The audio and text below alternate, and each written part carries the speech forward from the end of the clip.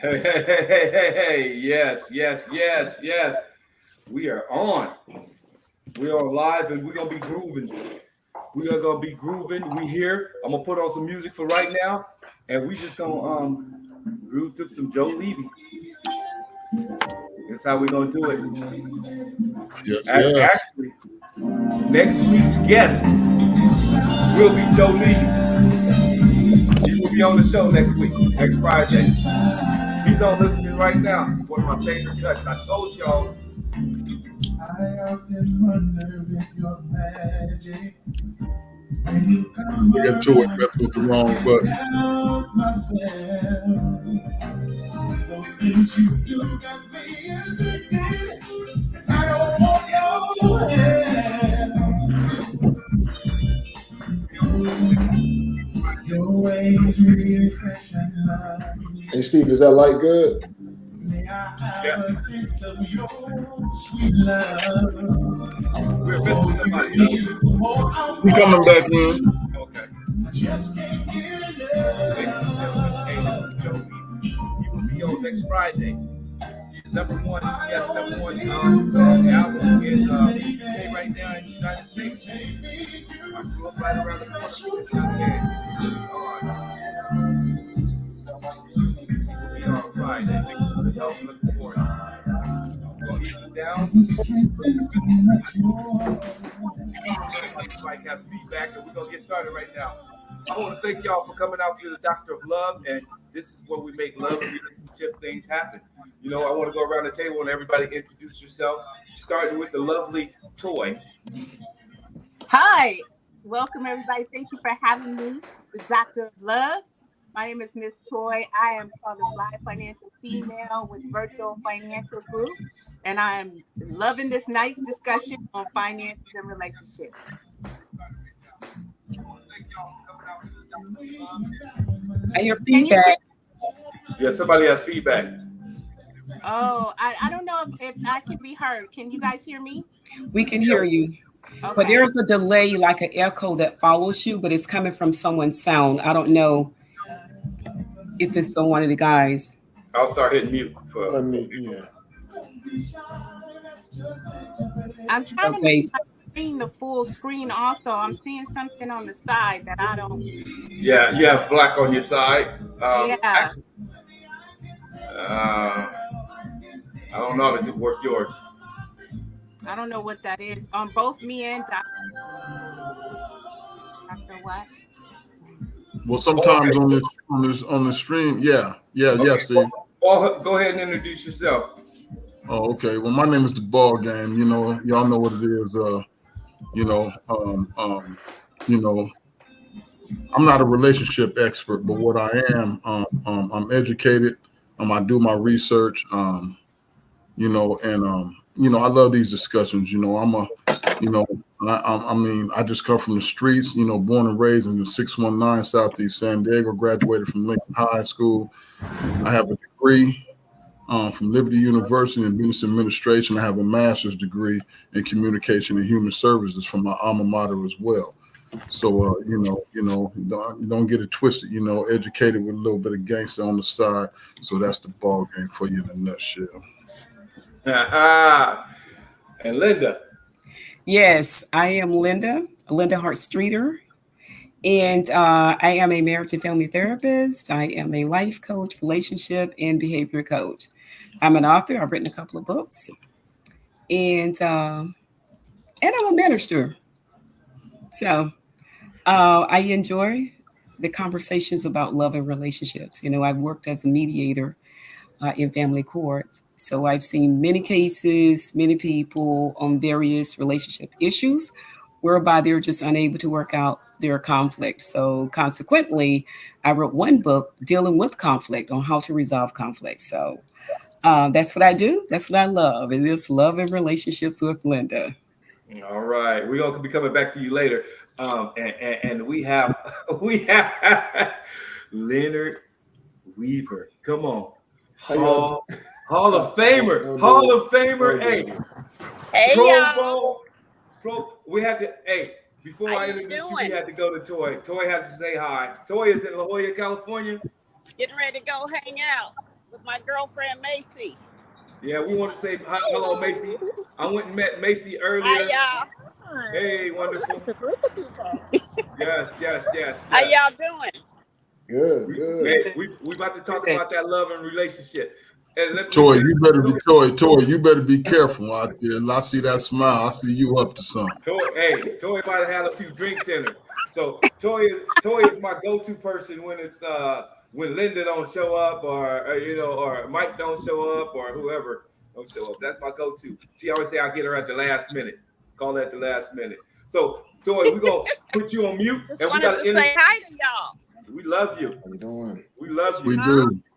We Yes, love we love you, baby girl. Yes. So Love we gotta you move guys. on. We gotta move on. We're gonna talk to you in a minute. All right?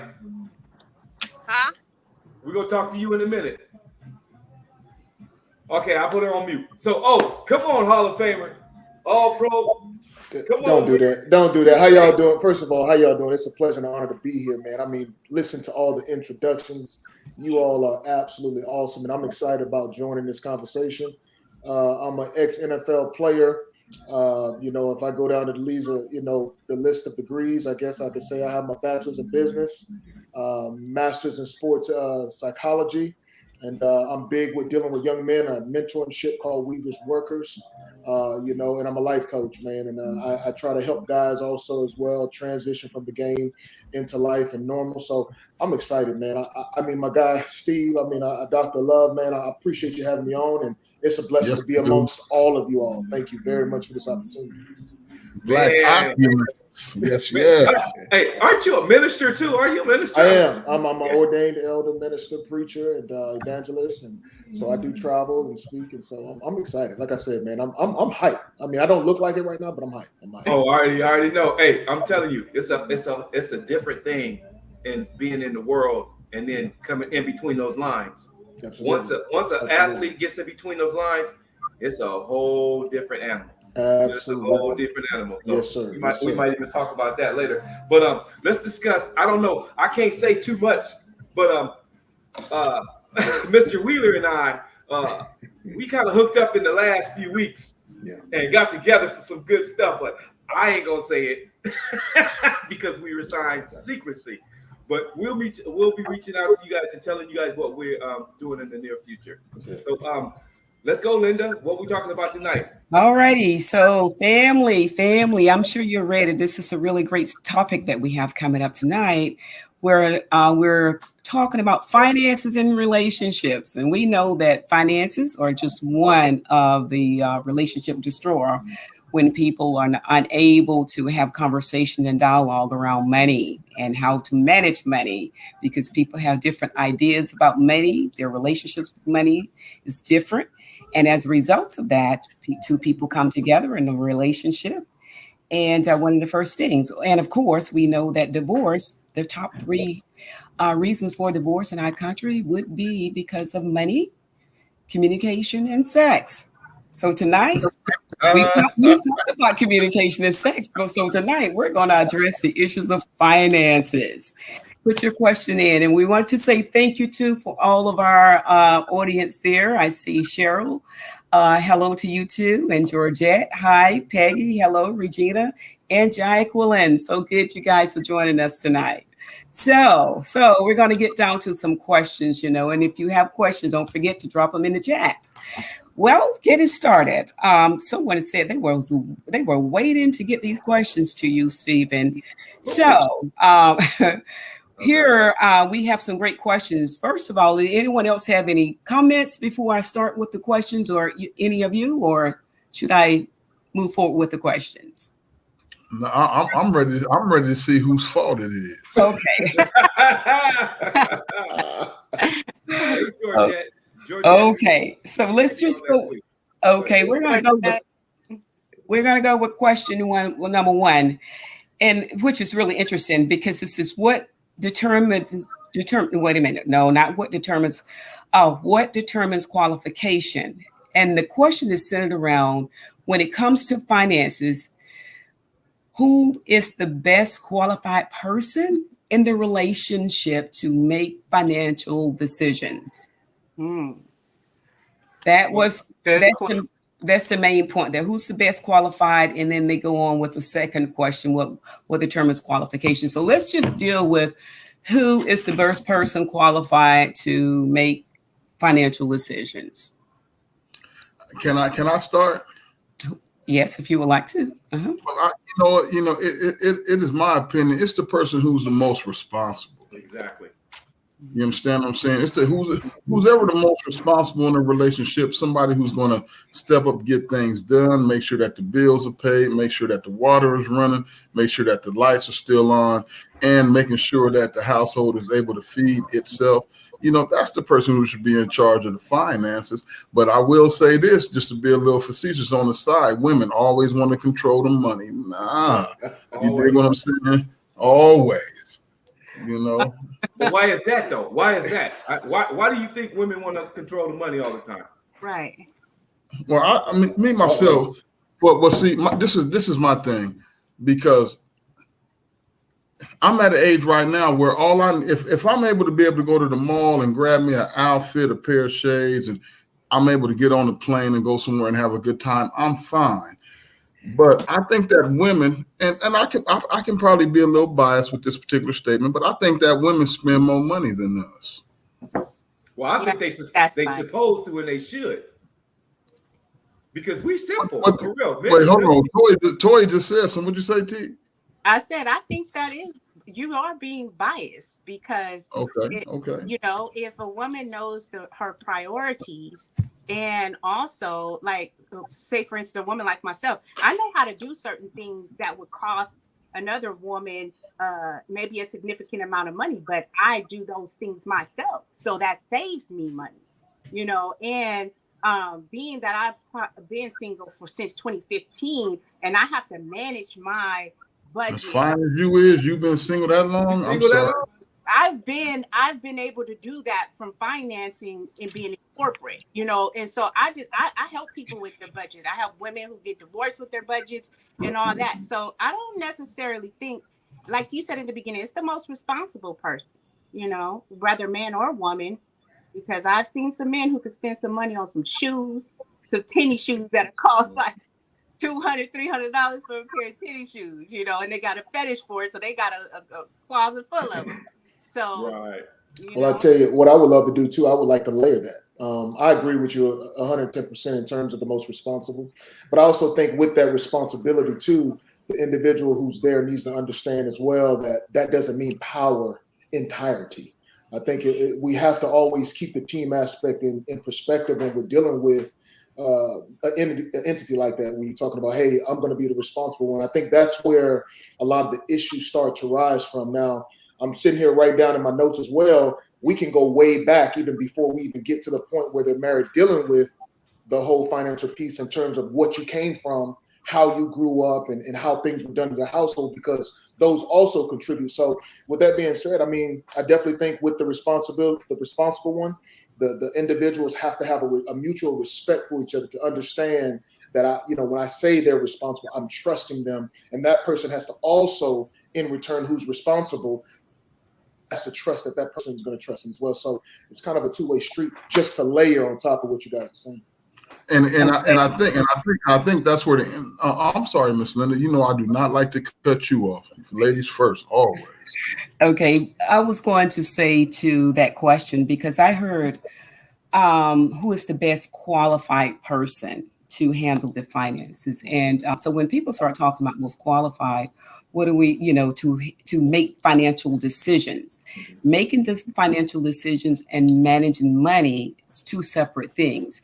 So I think financial decisions should be a team or joint effort, because we have this operating account or however we're going to do it.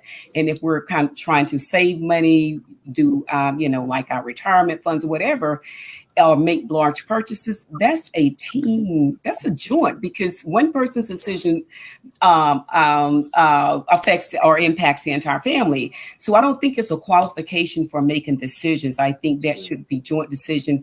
You have to function. I said that a marriage is like a company. You have a CEO and you have a CFO.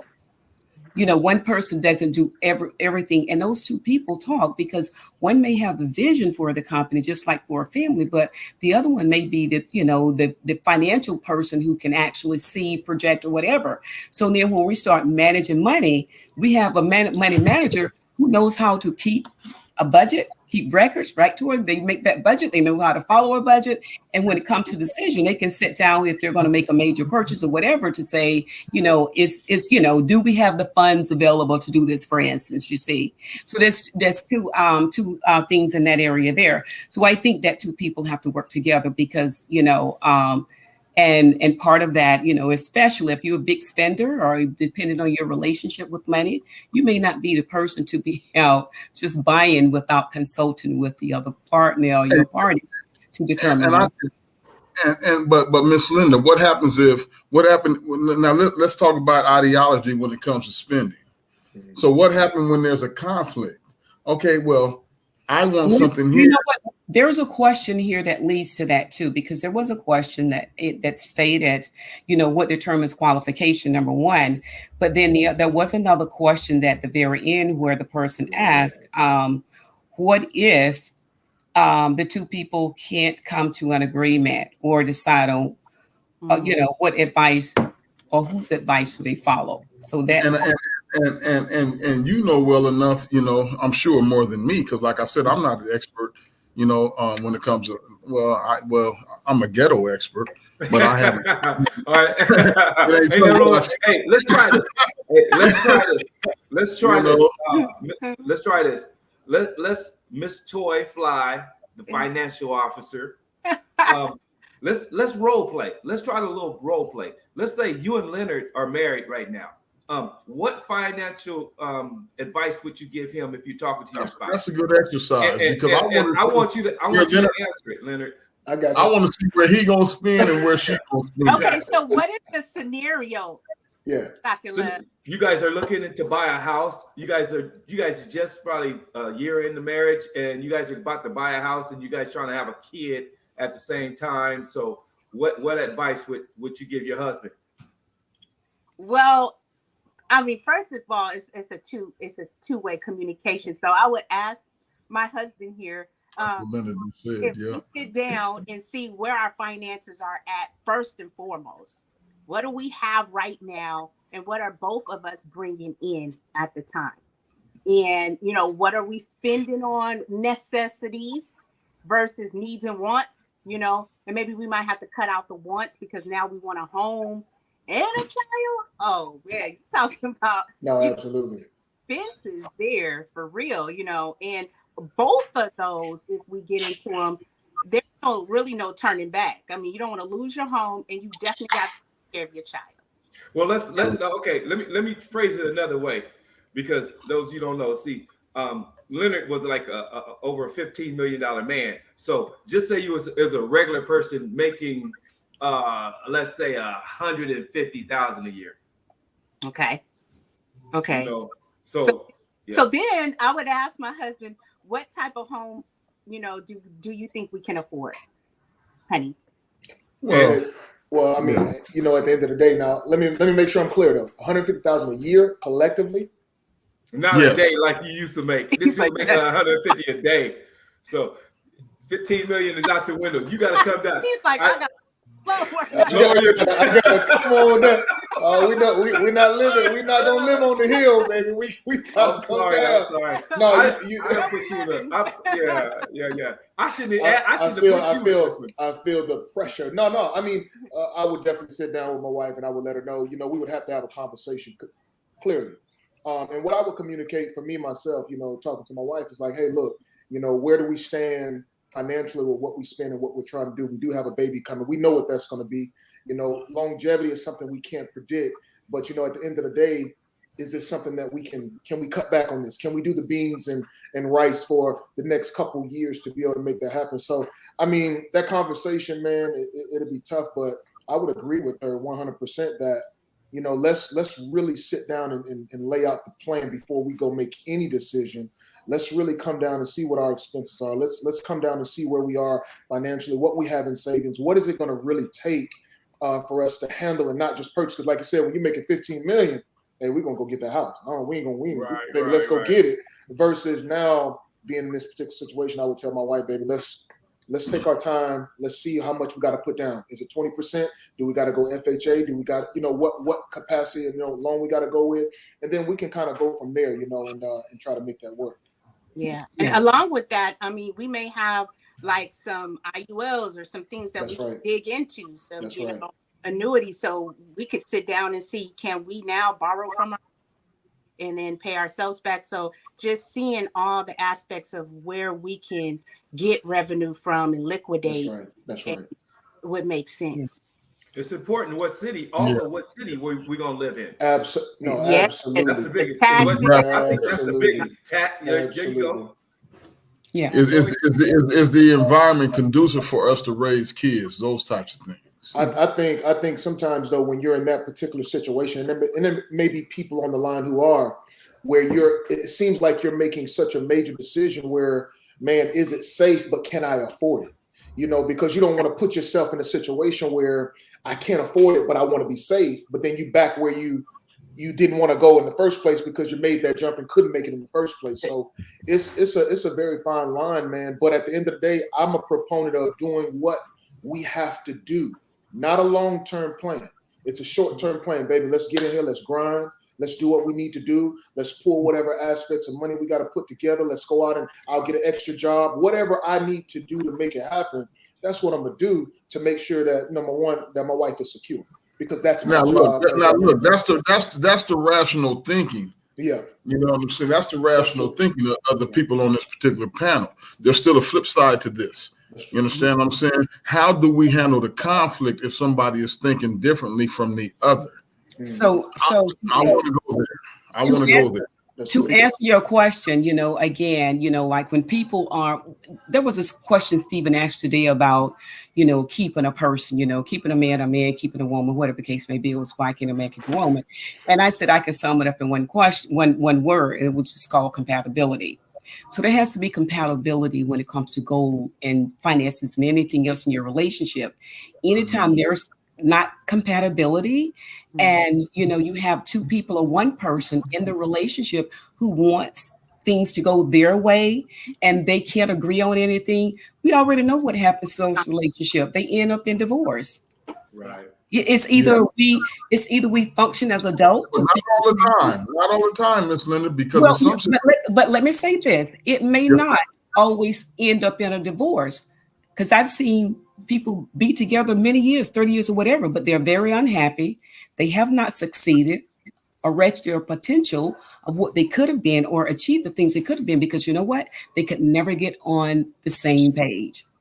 I think it just comes to a decision that if we're going to grow, if we're going to prosper and get what we need to do, get to where we need to be, we have to. I mean, you can fight and stay together for 30 years. There are a lot of people in dysfunctional relationships. Yes. And it's almost like the conflict is the one with the highest breadwinners, almost the one who's going to make the final decision sometimes, the $15 million man or whatever. But that conflict also turns into financial abuse. Yeah. There's a lot of men who are financially abused. They got to write down everything they spending. What are you doing? What, right. Going out, what, and they stay in that relationship because they don't have control. Yeah. And I think, now in terms of resolution, what can people do? Again, we have to get help in areas that we're struggling in. If you're struggling in your relationship, well, two people should maybe see a couples counselor, which is a non-biased person, someone who's neutral. Where can I find that counselor at? Well, I am one in the event. There we go. And the other thing, where can we find you at, though? Okay, you can find me at lindahartstreeter.com, or you can reach out to me on Facebook, which is called Love and Relationships Matters with Linda on Facebook. So, but you know what? And as I said, I worked in family court for a number of years as a counselor and mediator, and people fight over stuff like that. And so the whole goal of that, when they come in, even if they come in for a mediator sit down and see, this is when people want to fix their problems. No, not everybody wants to fix their problems because someone does not want to give. And one of the first things I would say to someone when they come into mediation, if they're looking to work out conflict, is that I need you to be open, non-critical, non-judgment, to at least listen to what your party has to say. And then from there, have you ever had a particular situation where that you were coaching these people and they just weren't receptive to what you were saying? Oh, absolutely. Absolutely. You can throw people all the lifelines you want, but you just have ignorance that prevails. Some ignorance and stubbornness always prevail. If a person is not willing to change or to be open-minded enough to make adjustment, to make their relationship, that's why we have 50% divorce rate. Because those are the people, I don't care what you throw to them. Right. No, my way is the right way, and that's that. Hey, okay, I got one. Oh, go ahead. Okay, what if you're just dating? When and how much should you be willing to give someone you're married to? Well, I think when it comes to dating, I'm always stating that dating is for the purpose of gathering data. And until two people have gathered the data necessary to make informed decisions, past that little butterflies and chemistry we call love, but to the point that we can actually dwell together in a healthy relationship and prosper, we have to first get on that page. Now, I don't believe you mix money when you're just dating, because again, dating suggests we're not even committed yet. But now when we start talking about a committed relationship and someone is saying that, hey, I think we have a future together, then now we're talking about we need to start disclosing finances, who we are, what we have, credit. We need to talk about, our financial goals, how we're going to spend money. But again, now these are things people don't talk about before marriage a lot of times. Right. I think because why? Wait, hold on, Steve. They don't talk about those things because they too busy, like you say, gathering data. But why they gathering data? They trying to do the old bully rib. You know what I mean? So and it's so funny is because I'm glad that you brought that up, Miss Linda. Is because when normally when I date, you know what I'm saying, I'm still, I'm silly. You know what I'm saying? So I'm trying to just have a good time, trying to have some fun. I don't even want to have those discussions right now. I want to see what her fun side is like. I'm not even tripping off her financial side at this particular time. Why? Because we're dating. As time goes on, we get into something else. Then we might have that pillow talk here and there. But what about guys like me who are just happy-go-lucky, silly, and I don't give a damn about the money. I just want to be happy. Sometimes all money ain't good money. You know what I mean? As long as the bills is on there, and I'm gonna keep pushing that line. I'm just saying. I like to throw certain.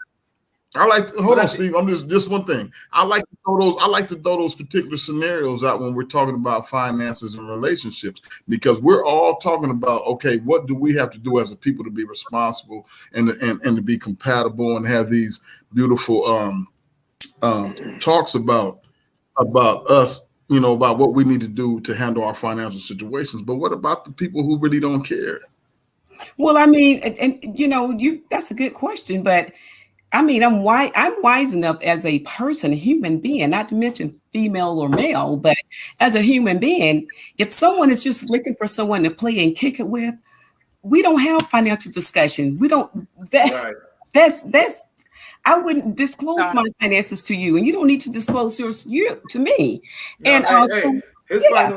Mike's financial discussion is we going Dutch.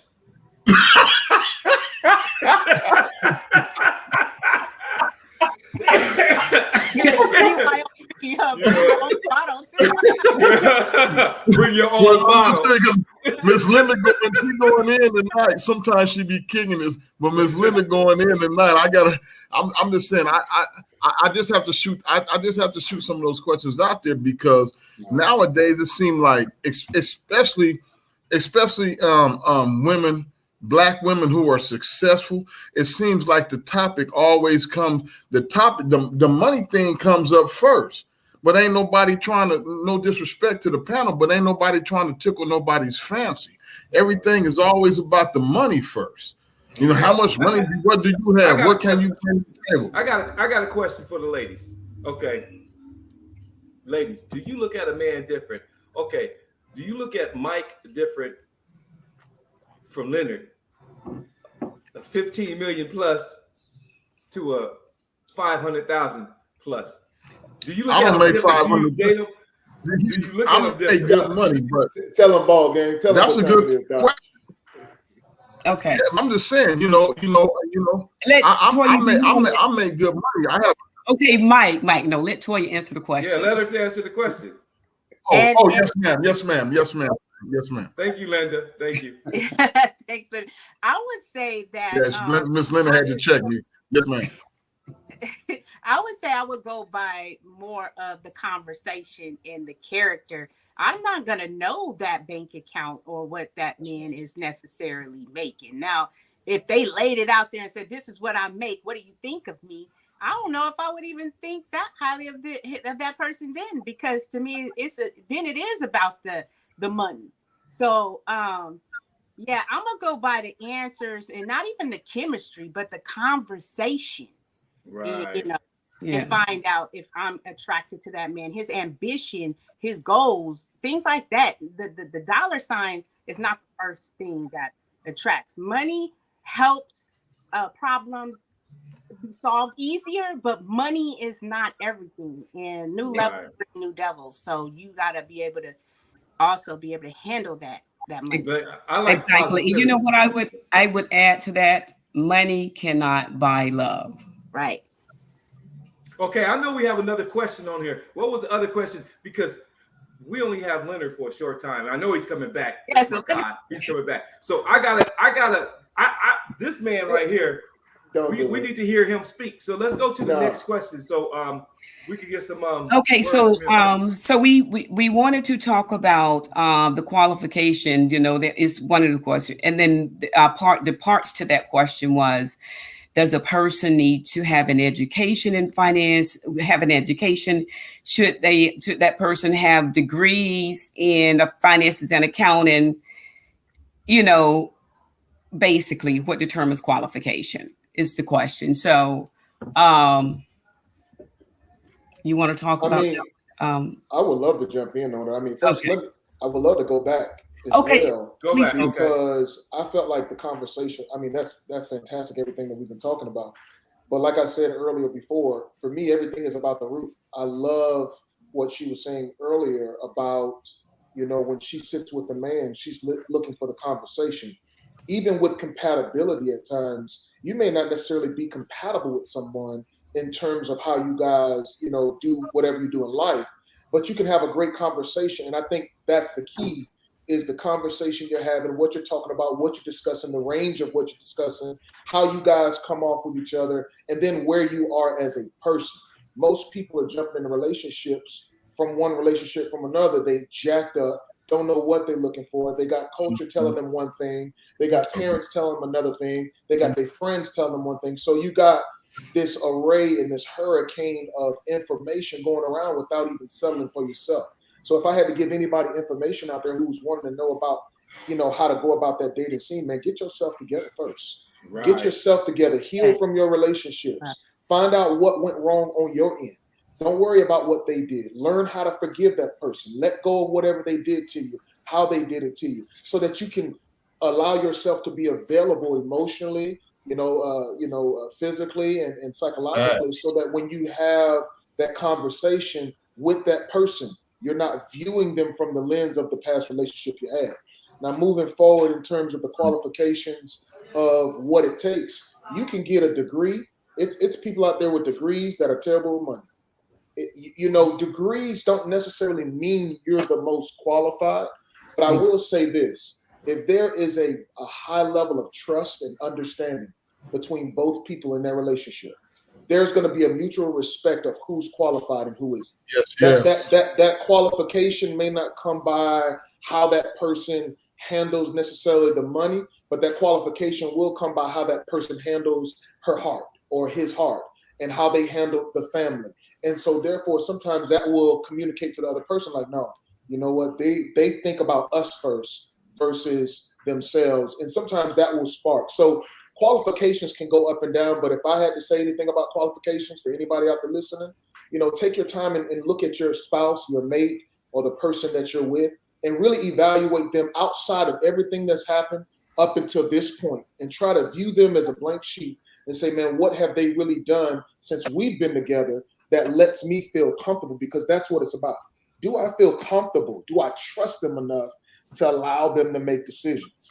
And to me, that's where it stands. Because I mean, divorce court, like you were saying earlier, it gets nasty. But what I've seen in divorce court, working with people, a lot of unforgiveness, a lot of payback, revenge. You got people that are trying to be nasty, conceit, and you don't want that. And you know, and at the end of the day, that person jumped from this marriage to the next one, and guess what? They do the same thing, and so that cycle continues. So for those of you out there looking for the best qualifications, you know, it's going to go by your relationship in terms of what you all have done for each other, how you feel about each other, the love and respect that you have for each other, and you allow those to be the qualifications you move forward with, and don't let everything be so systematic to where you can't break chain and say, no, baby, you're the best, or baby, no, you do good, or baby, better yet, let's work together because I'm good at getting the food, handling the car, but baby, you good at making sure that the kids got clothes and they got shoes. So it to me, it's a total collective team effort, and you got to know where you're weak, and you got to know where your strengths are, and then you guys got to come together to balance those things out. It's just like football, Steve, for us. If you know I'm weak at something, you already know where I am, brother. Hey, I'm going to help my brother right there. Yeah, we're going to work on it and get better. And I think together we would have even more relationships last if people learn to let their pride fall and allow themselves to become vulnerable again. And we would have more people not having those issues, at least in my eyes. Yeah, brother, he got knowledge. Yeah, absolutely. That's my guy right there. That's my guy. And to piggyback on that, I was going to just add that there is no specific qualification or blueprint to who should handle the money and who's most qualified to handle the money. That can differ from one spouse from one couple to the next. People have to learn how to have conversations. We need to have tough conversations. We have to have conversations about our goals and our visions as a couple. You know, what are we trying to achieve in life? And then, you know, I like asymmetric relationships because what that says is that I recognize your strengths and weaknesses, you recognize mine. And you know what? We become a team because where you're weak, I'm strong. Where I'm weak, you're strong. And so if my strength is in managing the money, you know, then again, back to trust. When the people are having dialogue and conversation, even if I am managing the money, it doesn't give me the right to just do things and not talk about it. You know, we have to have a conversation about those decisions that we're making because, again, we're a team. Every decision that is made not only affects you, but it affects your spouse and your entire family, your children, everything that you own. So it's a team effort. We work together to do that. There's no blueprint for who should do it. And no, you're right. Degrees. So if you can't count, if I can't count, why would I want to manage the money? I need to take the money, okay? But you know what, too? If there's also anybody out there looking for ways, of course, you got Miss Linda up there who's more than qualified to teach and take you guys on. But also try some simple things out there. Yeah. Why don't you guys sit at a table and write down the things that you're good at? You know, start there. Let's write down. Let's talk. Hey, baby, what are you good at? Baby, what am I good at? And that's really where everything boils down to, right? When I communicate with my wife, I want to be as vulnerable as possible because I want her to know that I have your best interest at heart, and then vice versa. And if we write those goals and our weaknesses and strengths down together, well, then now we're allowing ourselves to communicate. And that's when the I word that everybody mess up, right? Intimacy. Yeah. Right? Intimacy comes in. So now I can be vulnerable with my wife and say, baby, this is what we're going to do. This is what we're going to do. And if you're looking for a way, I would say try that. Sit down. Hey, baby, what are you good at? What am I good at? Be honest, too. Don't hold back. Be honest. And then, you know, if I had any information for men, because I know it's tough. Everybody's grown up different for men.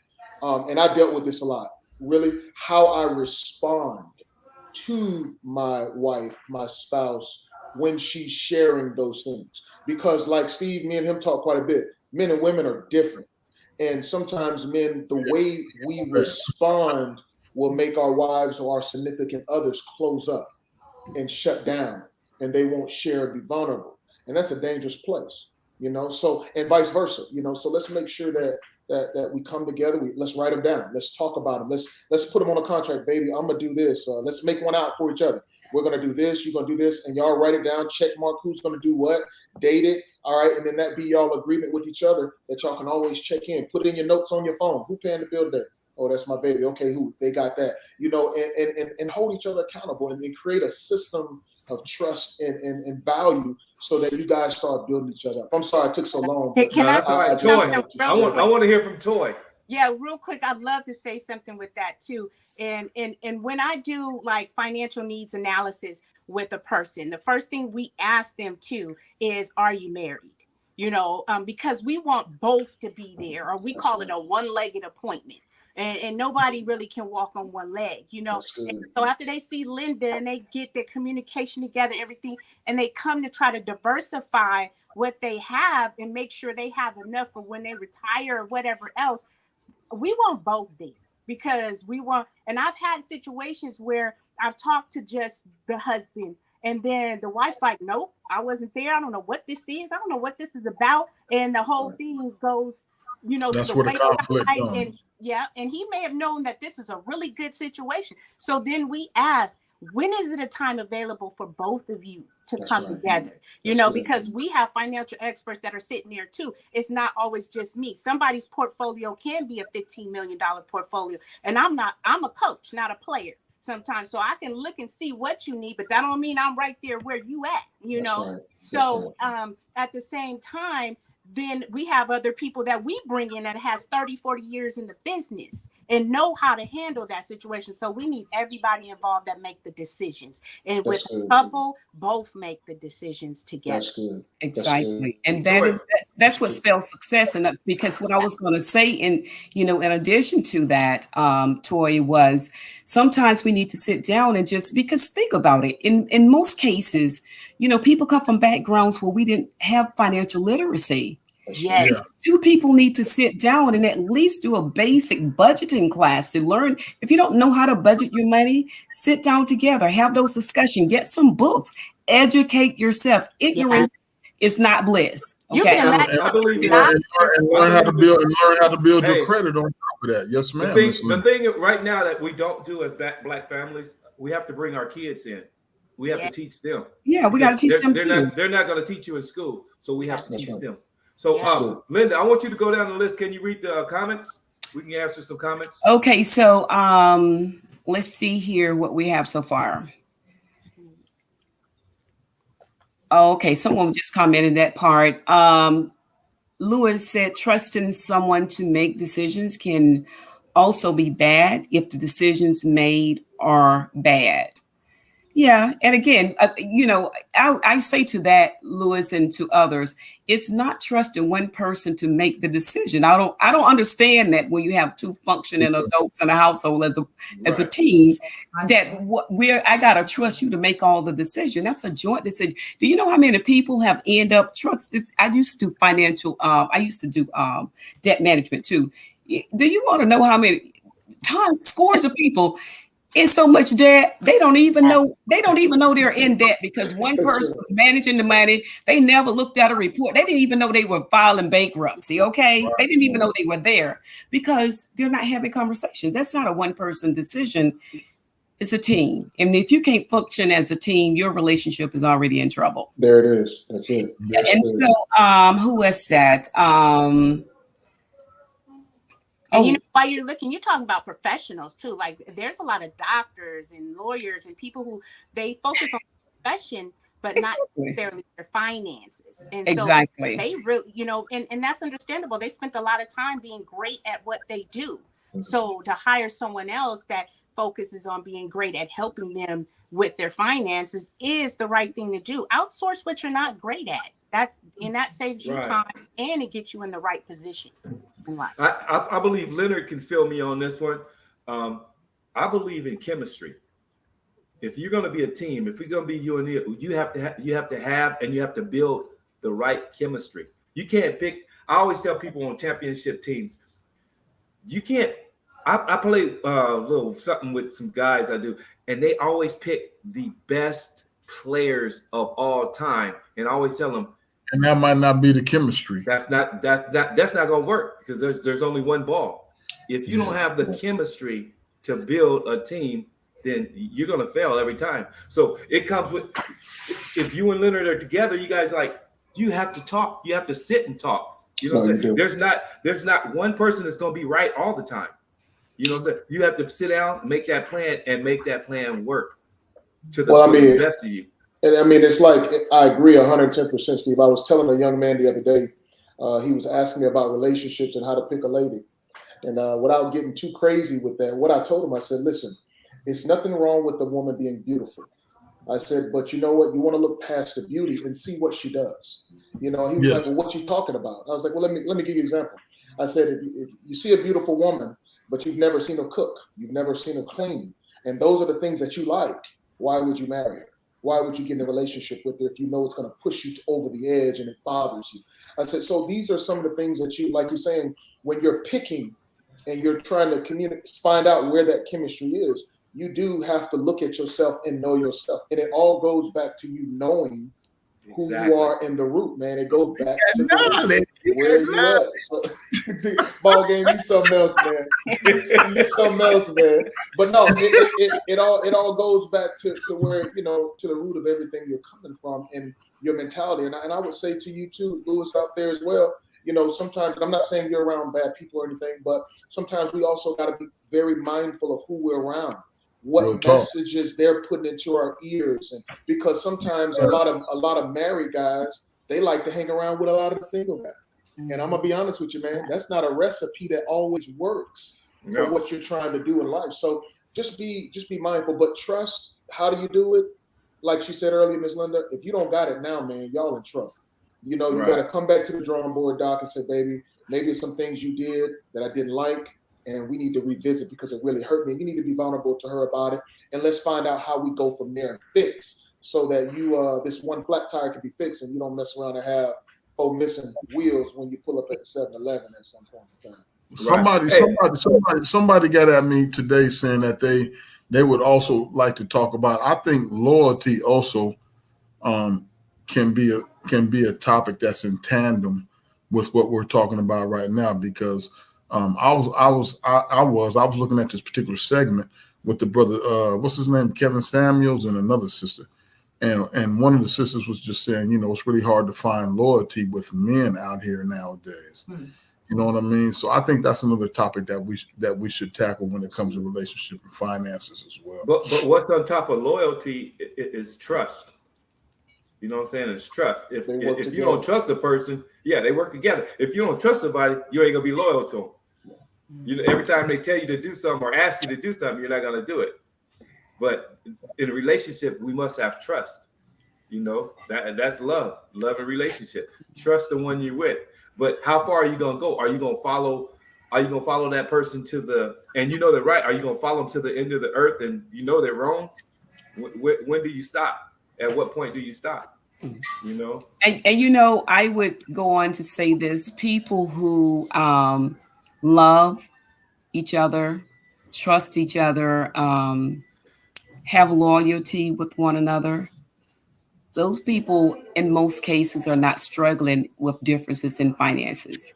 The ones who are struggling financially are going to be the ones who lack loyalty, who lack trust, who have not devoted commitment to one person, who are not willing to do the hard work to build a financial future, you know, to make sacrifices.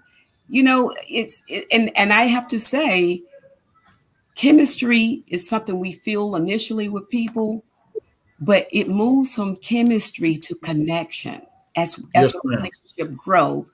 As we, the longer we're together through our conversation. So we move from chemistry to connection, and connection is even deeper than chemistry, because chemistry is that little feeling, you know, you can stand next to someone or meet someone right off the bat and you can feel the chemistry. You can, you know, there's some connection, but intimacy.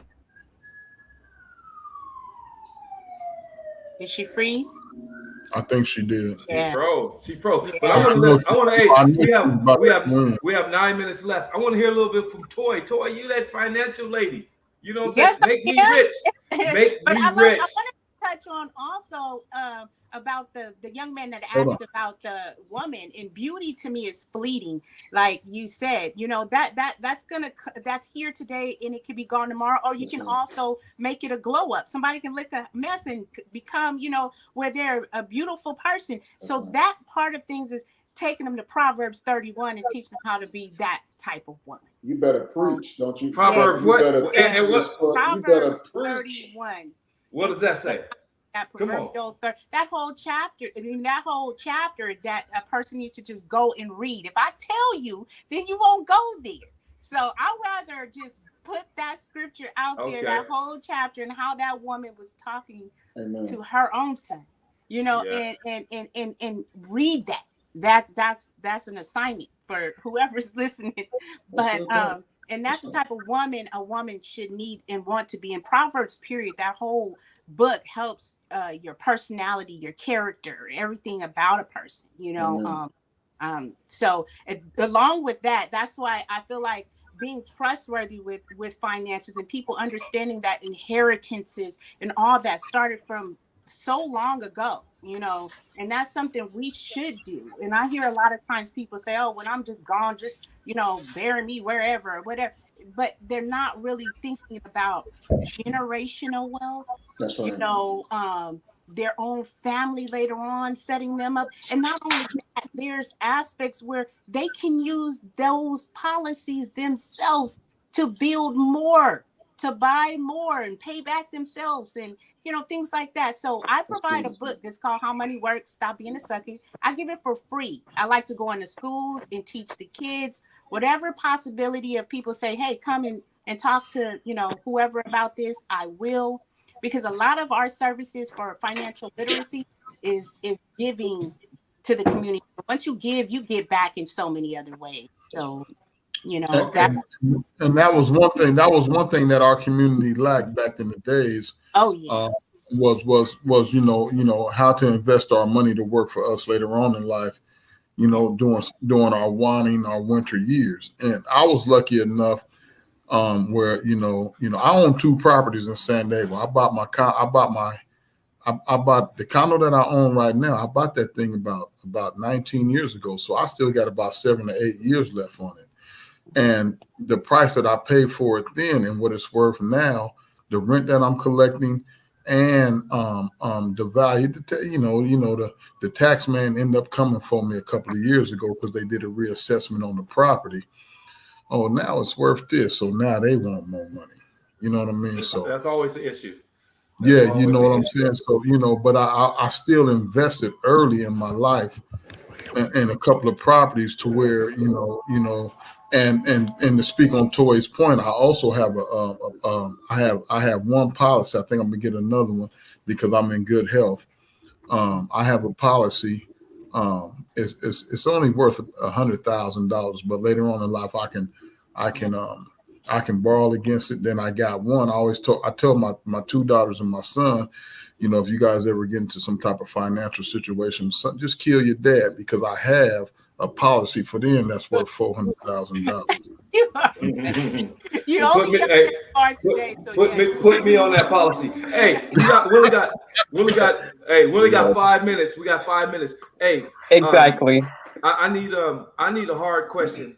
I need a hard question from Toi and Linda, so us males can send you guys away with it from a male's perspective. And I want Pastor Leonard to do the honors. So give us a hard question. Because this is about love and relationships coming from a man's perspective. So let's hear something. Oh, okay, I have a good question for you guys. In terms of your lady, when it comes to money management, what would you say would be one of the top things that men would be comfortable with or would desire in his woman when it comes to finances? Do you mean as far as her handling the finances? In terms of her handling finances, her knowledge to work with you as a male, what are some characteristics that a man would want from a woman when it comes to money management? Oh man. Well, I would say, since Steve trying to put me under the, as the forefront runner here, my wife actually handles all of my money. Somebody sound. I don't. When money comes to the business, that check goes directly to my wife, and I'm gonna tell you why. My wife is not only knowledgeable, but she's very savvy. I mean, she's always constantly thinking about how we're going to get to point A, point B, point C. Not that I'm not thinking about it, but Leonard, can you hold it? Can you pause one moment for me? Ma'am. Is it on my end, or is everyone getting this computer sound? No, we're good. No, That's we're good. No, we hear it. I can't understand what's being said now. My sound is, I don't know, maybe it is mine. Maybe Well, why don't go out and come back in? mute your mic while he's talking, then, and then unmute when you talk. I don't know. Yeah, just mute your mic for now. Go ahead, finish, Leonard. Okay. No, but like I was saying earlier, my wife, I don't see a cent. I trust her enough because she's savvy. She's always thinking about how to better our home and what's going to help us go to the next step. My wife is always constantly thinking about how we're going to make more money and putting us in position. So for me, it's a little bit different. And I would have to say, for me, she earned that trust. That wasn't something that was easy right away, but it also allowed me to focus. So the other characteristics outside of her being savvy and all that, it was a comfortability for me and a trust, so that I can be the visionary that I be for the family. So it was like we were talking about earlier, it's not that it was a weakness for me, but it allowed me to allow my wife to take over something in the family that I didn't have to think about, so that I can work on this side of things. So our teamwork together, she takes the money, I handle the business, and I make sure the money's flowing in. She does and disperses the way she needs. So yeah, I hope I answered the question in some way, but my wife handles. Hey, does she boss you around? You know what? I would have to say she has a. Yeah, hell yeah. No, she does. I'm gonna be honest with you. Does she boss you around, my brother? When we first started, it was like that. But I'm not a pushover. I know how to assert myself, but I also understood her. You gotta know what the battle to fight. You just set yourself up for that question. I just had to. Listen, I'm okay, baby. I'm all right. She can boss me around, baby. Whatever you want, baby. That's what you right. need, baby. We'll make it happen. That's right. I'm still trying to figure out how. I'm just trying to figure out how can I get some of that money you got. Hey, remember, because the last time we was together, hold up. The last time was last weekend. Last weekend, I bought dinner.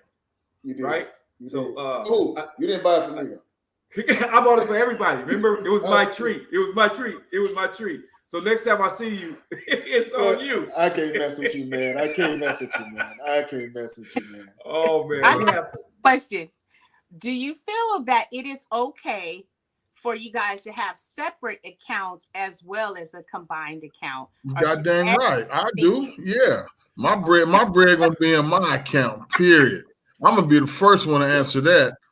My dough gonna be, and then what I contribute to the pot, that's what I'm gonna contribute.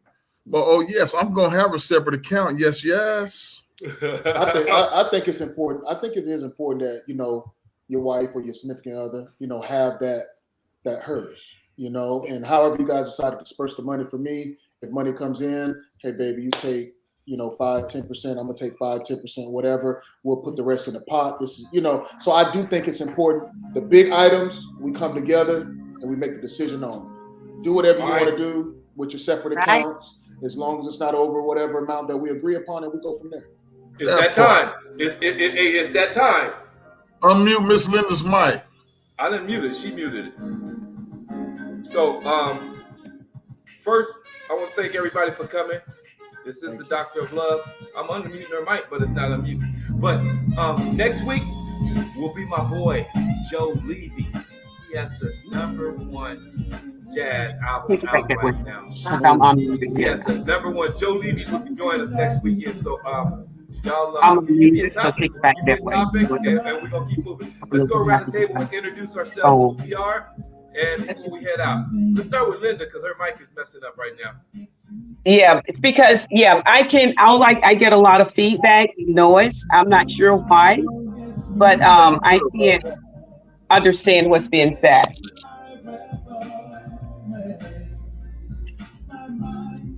Okay, so you want me to go? Go ahead, Toi. All right, this is Miss Toy, your fly financial female. You can reach me at the MD platform /Miss Toy. You see, it's not doing that on my phone. It was not my phone. Love to help the family, kids, and everything. Just learn about financial literacy. I love being here too. I love this show, and it was a pleasure to be on this panel with all you wonderful, beautiful Black people. All right. Right. Let's go ahead, Mike.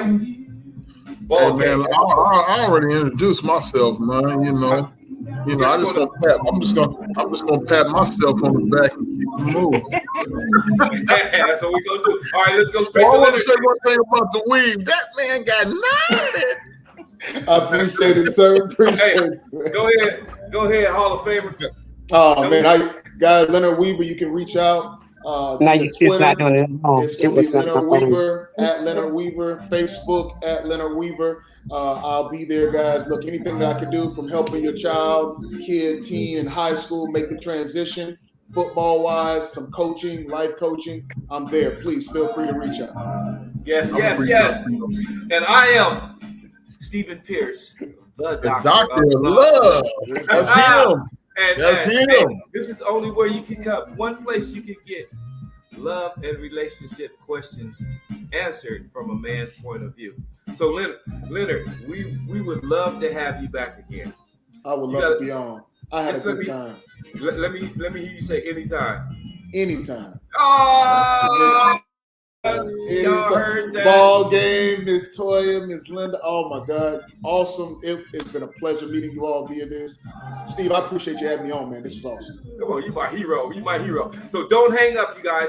I'm about to log off because we're 3 minutes over. Again, next week, Joe Levy and his jazz. We're gonna try to get him to sing a couple of bars for us next week. So we're signing off, and we love y'all. See y'all next Friday. Tell somebody. Good night, everyone.